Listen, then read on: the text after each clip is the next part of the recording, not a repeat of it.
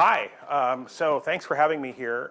Excited to be here, spend a little bit of time and talk about how we think about and do innovation at Adobe. Not just any innovation, but what we call grassroots innovation.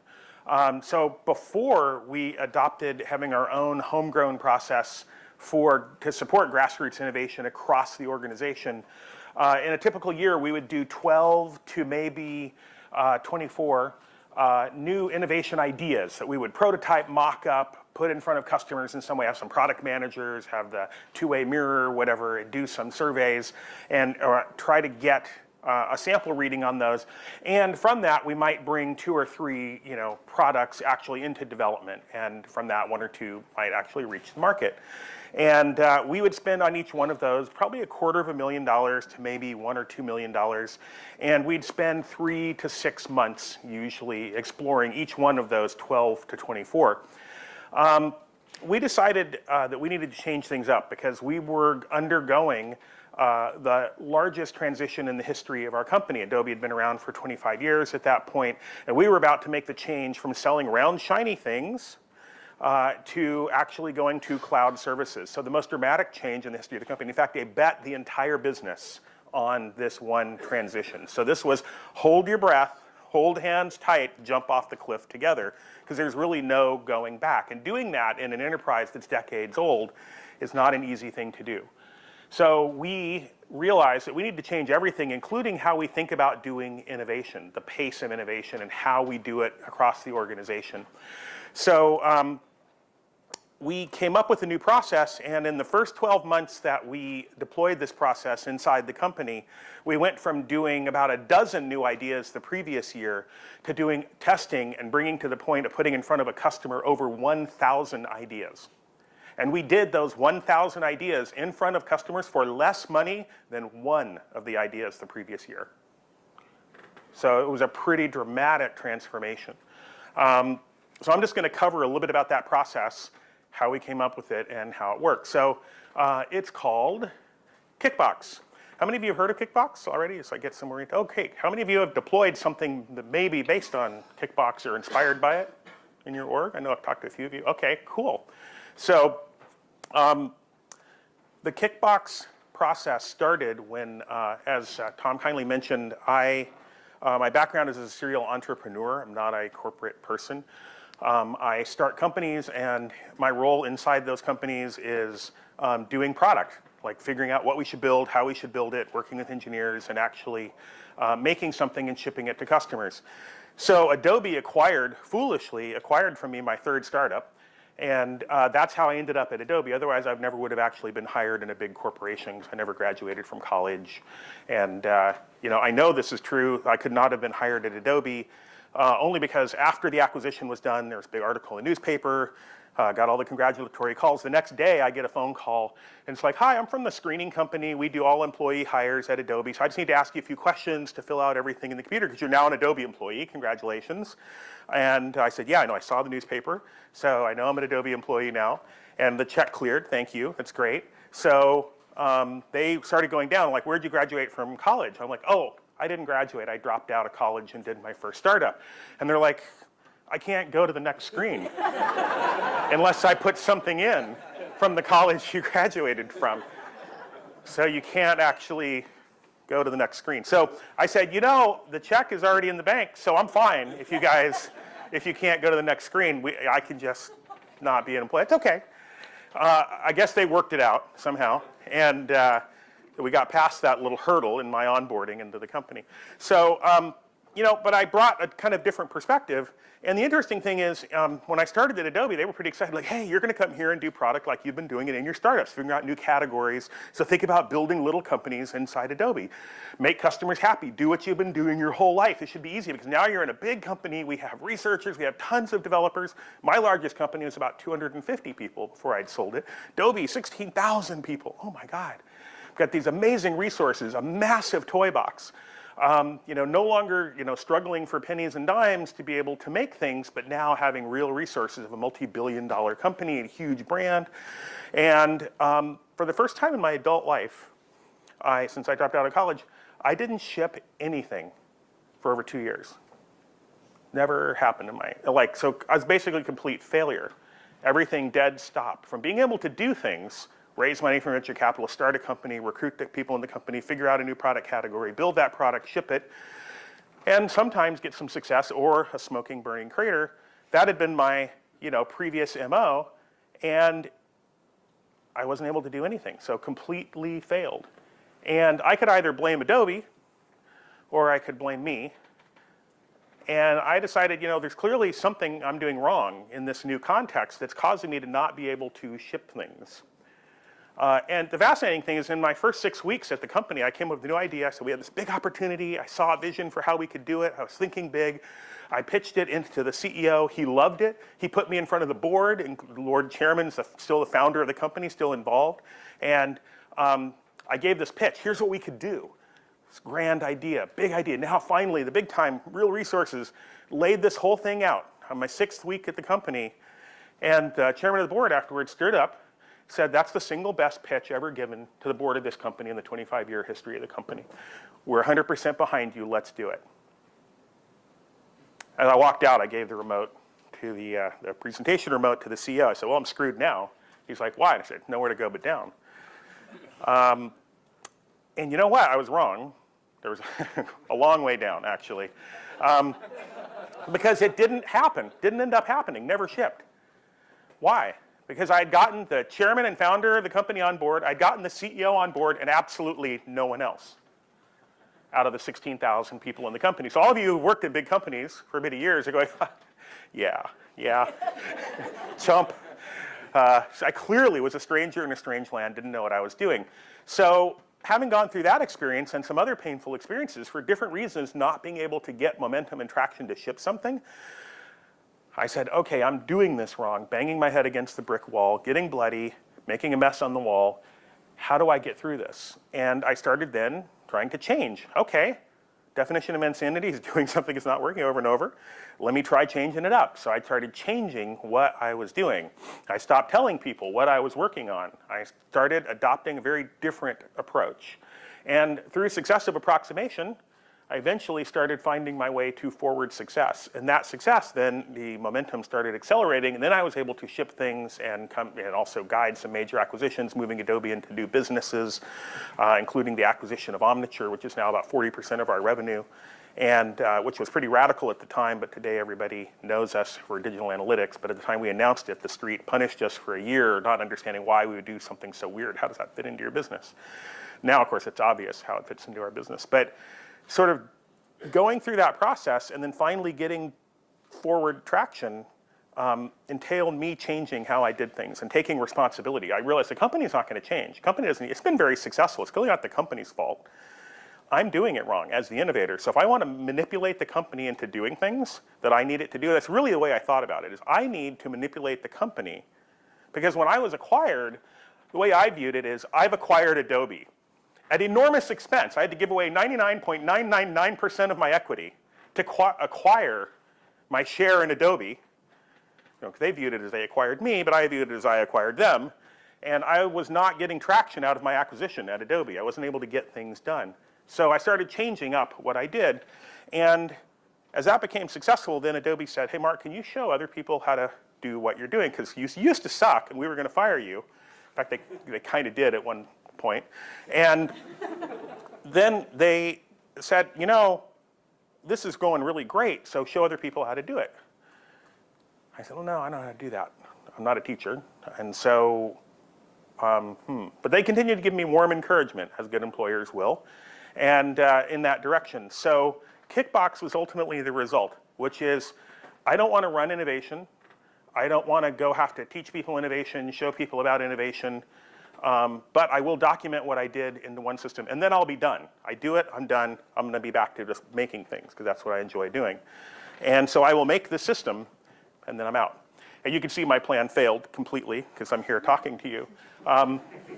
But I do spend most of my time, about 80% of my time, still building new businesses and making things for Adobe. We have enormous fun doing it. So what is Kickbox, and how does it work? So first of all, I'll just get into the frame for this. The frame is, I realized we need to increase our rate of failure because we're not trying enough new hard, bold things. So that was the meta goal. So Kickbox is this crazy system that I'll explain what's inside the box in just a minute. People go to this 2-day workshop. In fact, I'm about to do one in Europe next week, another one for employees from all across Europe who'll come to one place, and we'll do a 2-day workshop where they are somewhere around our 2,000th employee will get their red box and learn how to undergo the Kickbox process in that 2-day workshop. So what is inside this box that they'll be getting? Well, one crazy thing is there's a prepaid credit card inside the box to fund their creation of their new idea before we've heard their idea, and in many cases before they've had the idea. So we fund their ideas before they've had them, and certainly before we've heard them. Because what I train them in the workshop is, as soon as you have your idea, stop. Don't tell your boss.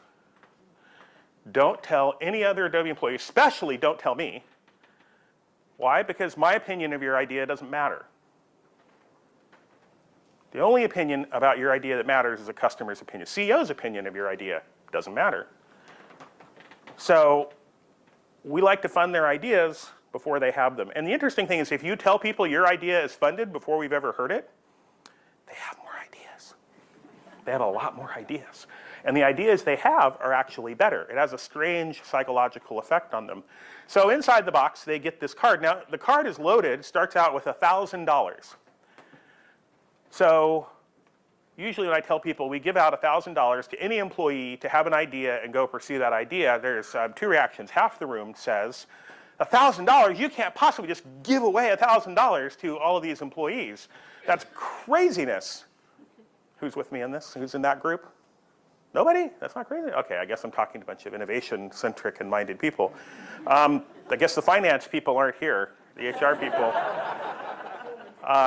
They're at another conference. It's way more fun, right?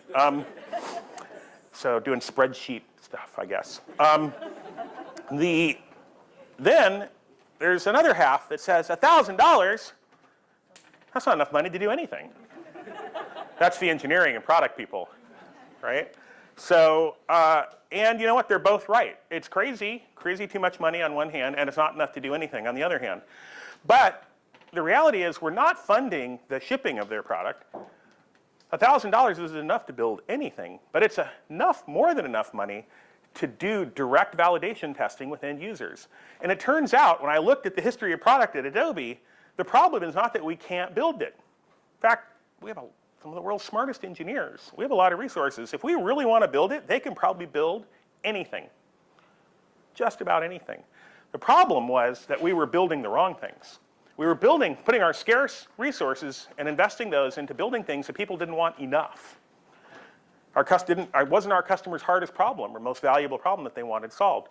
So we can find out if we're doing the right investment in what they want, what our customers actually want, for less than $1,000, and we can usually do it in a couple of weeks. So that's what the Kickbox process is about, which is all of innovation is about beating out risk, right? Fundamentally beating out risk out of what we're doing. In fact, you know, when I started at Adobe, people were like, oh, you're a swashbuckling, high-risk entrepreneur. And it's like, you know, all the entrepreneurs I know, including myself, are extraordinarily risk-adverse. We'll do anything we can to get a peek at the next card before we have to place our bet, because we've been playing with our own money. And it was weird starting at a big corporation, people just saying, $1 million here, $1 million there. I'm like, you know, like, to me, every one of the $1 million was personally my bank account until I got inside the big company, right? It was my money, my name on it. I thought about it very differently than people inside large companies. So I was more risk adverse than most people I was working with inside the large company. And because I was so risk adverse, I wanted to test everything because I've been playing with my own future inheritance. So what else is inside the box? There's sugar and there's caffeine, 2 of the 4 major food groups of all innovators, because I want innovators to know we understand them, and we're going to support them fully, not just with funding, but everything they really need to proceed. And then there is a process, a system that we've outlined in here of levels. There's 6 levels inside the red box. And they go 1 through 6. And this process is self-managed. And the neat thing about it is at the end of each one of the cards, there's cards inside the box, and at the end of each one of the cards is a checklist that you check off the things that you should do. And once you've checked off the checklist for level 1, you can go on to level 2. level 2 to level 3, and then when you get all the way to level 6, if you've checked off the last checkbox on there, then you have beaten the red box. What happens if you beat the red box? You get a fabulous prize, a blue box. What's in the blue box? No one knows. I can't tell you what's in the blue box. I can tell you that they are delivered to the winners by leprechauns who ride on unicorns. They fulfill all of your innovation dreams. So every red box is identical, but every blue box is different because every innovator is different. And what they need to move their process forward is, so people say, well, you can't systematize innovation. Well, we only do that in the red box because every blue box is different. And so they've now advanced to the next level. How do they get a blue box? There's no judging competition. How they get it, I decided to set up, here's the exit criteria.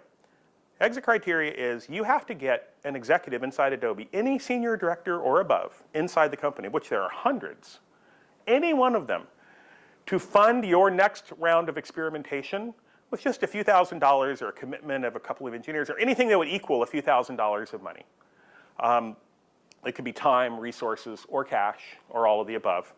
But you know, it's enough money to be not nothing, right? And they have to actually do a cost center transfer in order to fund that. And that's kind of, you know, usually most senior directors at the end of a quarter could find a few $1,000s in the couch cushions of their budget. But so it's not like they don't have the money, but it's not nothing. The cost center transfer is more painful sometimes than the money to them. And so they have to actually really invest in it. And so it's any senior director or above. In fact, the only executive at Adobe who cannot invest in any of those ideas is me. Why? Because my job is to love them all equally and just to help the entrepreneur, should they need any help, to go and make their pitches. And the people who are getting these pitches have not been trained. There's no special session. I don't coordinate the meetings. The entrepreneurs go and do it. So Kickbox runs itself. In fact, the entire Kickbox system across all of Adobe and the thousands of people using Kickbox is entirely run on less than 20% of my time and 1/2 of my admin's time. That's the entire Kickbox org. It runs itself. So 99-point-something% of the money goes directly into innovation. Less than 0.5% is to overhead and running the workshops and things. So there's no system of people. In fact, people, it's interesting, large, you know, Fortune 50 company calls up, we're so excited about Kickbox, we're going to deploy, we had some questions. I was like, sure, I'll help you out, answer your questions. They said, yeah, no, we're going to be doing a pilot. We have 20 people working full-time on developing this pilot, and they're going to deploy it in 6 months. And then I had to break the news to them. I designed, invented, and deployed the first workshop for Kickbox entirely by myself with no permission in less than 3 weeks. So you're way overthinking it. You're going to take 20 people for 6 months just to deploy a pilot when you already have the full blueprint. But I digress. So don't overthink it if you think about Kickbox. It's open to all employees. This is controversial. Any employee from any walk in life, because we want to increase the diversity of our inputs. So you get different ideas when you include different people in the process. Remember, we've cut the cost down to $1,000 teaser investment. So it's fine for us to go ahead and do that. And they can do any idea they want, any idea they want. And we don't look at the ideas. We fund them up to $1,000. And so I train the employees in the workshop, for the first $1,000, you are the CEO of your idea. You decide how to spend the $1,000. You decide what idea you want to pursue. Don't check it with me. I won't listen to your ideas. You go pursue it, and then go get real data from customers and bring it back. So what are the levels? Real quickly, I'll just review. Level 1 is called Inception. And Inception is all about motivating innovation, sort of understanding why do people actually want to innovate. And I'll tell you, it's fascinating what actually gets people into motion with this. Because I know as an innovator myself, creating products, I have never done it because it was my job to do it. I've done it because I was on fire to invent something, because I saw a customer problem I wanted to solve, because something pissed me off that it existed as a problem in the world, or I saw this opportunity and I realized I don't want to live in a world where people wake up every day and have this problem, right? So I'm on fire to fix this problem. You don't have to pay people to innovate. In fact, I had the CEO of Ford Motor Company come and spend the day at Adobe to learn about Kickbox and deploying it at Ford, and he's a great guy, Mark Fields, and he's like, you know, how do I unleash and get my employees incentivized to do innovation? And I said, well, Mark, are most of your employees human? He's like, yeah, most of them. And I said, yeah, us too. And I said, if they're the ones that are human already want to innovate, we're just stopping them with our organizational structure. So it's really like Kickbox is really this thing about just give them a process, give them a small amount of resources, and get the hell out of their way. That's really, we don't need to do anything to help them. They already want to do it. We just have to stop stopping them, because that's mostly what we're doing. So getting employees aligned with their motivation about why they want to do this and telling them that their personal motivations, their pure driving passion, saying, yes, that's why you should do this. But I want to please my boss and I want to contribute to shareholder value. No, bullshit, you don't. You're on fire, your shoes are on fire to go and do this. If you just want to do careerism, you shouldn't do innovation because innovation is risky. People that go into innovation do not have a strong self-interest in career preservation typically. You all feel me, right? Because that's what we work on. So they're on fire to do this because they want it to exist. By the way, let me just say, while I'm thinking about it, so Kickbox is the innovation system that assumes that the organization is actively trying to stop you. So it works in organizations that are not trying to do Kickbox. In fact, people who were trained in Kickbox at Adobe have then subsequently left, gone on to another organization that never heard of Kickbox and successfully used everything in Kickbox exactly as outlined in Kickbox to get that organization to ship a product they didn't plan to ship.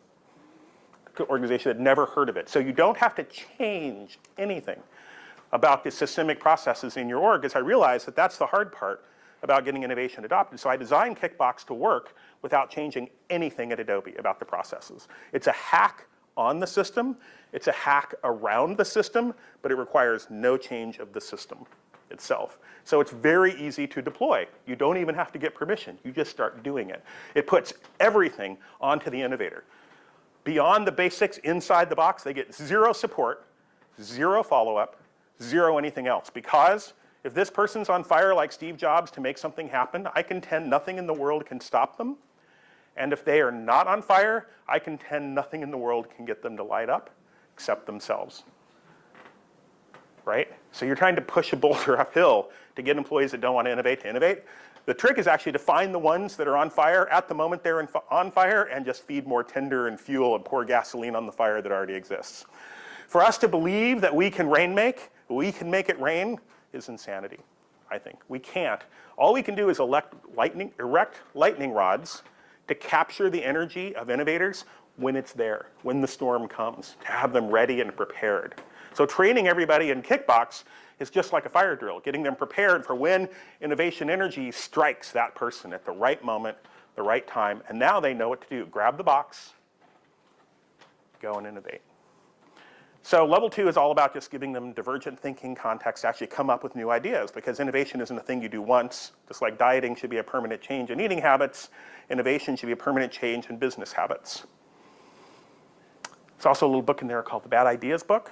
It's really important everybody write down all of their ideas. So we have a Bad Ideas book, and then people notice, hey, where's the Good Ideas book? There is none. Because you should just capture all your ideas and assume they're bad. And then in level 3, we give them a framework to go and identify which ones are worth polishing and then actually pick the right one. And that includes like a scorecard with evaluations that they can use to figure out the business alignment. We use a modification of the business model canvas and some other checklists and things. And then they go ahead and fill that out. We actually do they adopt a dummy idea, or maybe they bring a real idea into the workshop and we work it through in the 2 days so they get used to actually doing it. And then in level 4, they actually investigate, which means they go out and actually talk to customers, and then they test directly with customers. And this is one of the ideas that somebody tested, actually a European-based team. Their idea was that there's a lot of people that don't have Photoshop but still have photos they'd like to have modified. So maybe what they could do is get people that do have Photoshop to do the work for those people when they just have a simple job they want done. So that was their idea. They used a template builder, so there was no coders on the team. They used a template builder, like a Squarespace, to go and build this site and put it up in one day. They used their $1,000 credit card, so no manager approval. Nobody saw this. We tested this idea with absolutely no approval inside Adobe whatsoever. Employees just go and test ideas. This is the crazy part of Kickbox, but it works, and we've now done it thousands of times, and no one has died. No one has been sued. Nothing bad has happened, which is, unexpected, I guess. So then they actually got real users to submit real photos on the first day. And then they actually went and did the work, fulfilled these requests, sent it back to customers, and sent them a net promoter survey. Were you satisfied with our service? Would you recommend it to other people? So in 24 hours, they've actually tested the value proposition of their idea, ran Google AdWords, brought people to the website, had people submit photos, did the work themselves, sent them back the photos, and said, did you like it? And people said yes. So we now have a cost of customer acquisition, we have actual traction, and we have a net promoter score, and these people are 22 hours after having their idea. So this is the speed at which we should be moving. Normally at Adobe, they'd still be waiting to talk to the admin to begin the process of scheduling the meeting to go get permission to actually explore the idea. And so in the first couple days, they got 4,000 unique visitors. 9% of those people uploaded photos, which was pretty awesome. Then they modified their site. Would customers pay $1.99 to do this? They said, pay $1.99 here. People hit the buy button. Then when they went to the next screen, it said, oh, congratulations, you've been selected to receive our service for free. So we never took money from customers, which got us away from finance and legal and all those other things. But the customers registered their intent to pay. So how do I know customers believed they would have to pay? Because the conversion rate went down from 9% to 2.7%. So now we actually have what would people pay. We can divide our cost of customer acquisition to get people to the site and get them to click against the revenue that we would have generated. And this makes a successful pitch to executives. And the team is now 36 hours after having the idea. So this is the pace at which you need to run. They're now $400 into expenditure. By the way, the cost to have a meeting with a senior director above to ask for $1,000, the cost to have that meeting is $1,288. To say no. It costs you $1,288 to say no, so let's just give them the damn $1,000, and every time we do, we save $288, is my argument. Level 5, they just evolved the hypothesis, so when they put in the price, the buy button, and then tested $1.99, that was level 5. That was their level 5 requirement. They now modified their hypothesis and got a positive response. Level 6 is all about take the data you've gathered from real customers in the real world, their behavior, small number of customers now engaging with your idea and responding to your value proposition. Then you bring it back to the company, and now you tell other Adobe employees about your idea and what it is. In fact, you go to an executive, and you now pitch them and say, I need resources to do the next level of my idea. Why do we do this, and why do we do the data first before asking for permission from executives or asking them even if they think it's a good idea? Because we want to stop playing this game called Hippo. Many of you have been playing Hippo, and you probably didn't know it. Hippo is this game called highest paid person's opinion. Like somehow the highest paid person's opinion dictates reality. So I got in a big company, people were like, the CEO, we met with him and he loved your idea. And I'm like, yeah, so? Well, that means it's a great idea. I'm like, really? How much does he pay for your product? Well, he gets them all for free. Well, then you got zero revenue because he gets them all for free. So we need to get people actually going to pay for your products to register intent, and that matters. Otherwise, it's just opinions. And trust me, if it's your opinion against the CEO's opinion, guess who's going to win? Right? So you got to bring data, because now you put the data on the table, CEO has to deal with your data. Even though you don't like it, I got 200 customers that hit my website that converted at this rate. Now he can argue about your test, and if he does, you could say, great, will you fund me to go back and do the test again? Yes, I'll fund you to do your test again because I think you're wrong. Great, I'll need $4,000 to do that. Boom, they got a blue box. Right? So they've now reached the exit condition by having somebody disagree with them. So we started talking about this, what we were doing, because it was a little crazy, and people started really, really liking it. And I started getting a ton of calls from people because stuff like this ran, which my mother was very proud of, and Forbes. And other companies started asking, and I was getting buried with requests. So I said, let's just open source it so anybody could do this. It's not going to be a product from Adobe. So we did, and it is. It's open source, and a lot of other companies have done it now. 1,100 ideas were generated at Cisco's, deployed it across all 60,000 employees. MasterCard has their idea box. So people have done these fascinating and fantastic modifications of it. Swisscom has done their own box with cool ideas. It's now been localized by these people that have been doing it. Vonage, another phone company, Caterpillar, heavy equipment manufacturer, their first consumer product in the 100-year history of their company came out of their first Kickbox workshop that'll come out next year to the market. Liberty Global has their blue matchbox. They did a whole Shark Tank thing around it. Schools and universities have also been deploying Kickbox now. All of the hacker labs across all the maker spaces in the state of California, tied with universities who run on this. We even have the Peace Corps in the United Nations have adopted using this for cool ideas and benefits as a process or a system.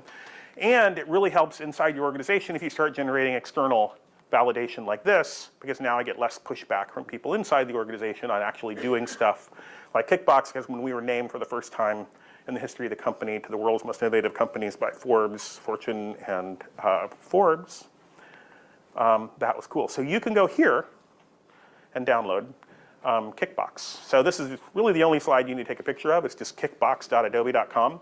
So everything, including the entire framework for how we run the workshop, all the cards, the publishing files, so you can publish your own cards, you can localize them, and everything is available. The ones that have been localized already by other companies and shared back, I think Korean, German, Italian are in there now, and there's other ones coming. So, people share them back. If you do this and you modify it, please just let us know, email back to the Kickbox address on the site your modifications, and we can share them with everybody else. So Kickbox is fundamentally what happens when we ignite people's passion, take that employee passion and align it with our organizational purpose of solving hard customer problems. This is a way to put the resources against it and scale it dramatically by chunking it down to small granules, little boxes, and deploying them out. Instead of trying to manage innovation tighter, it's sort of an anarchic way to push it out to the edges of your employee network.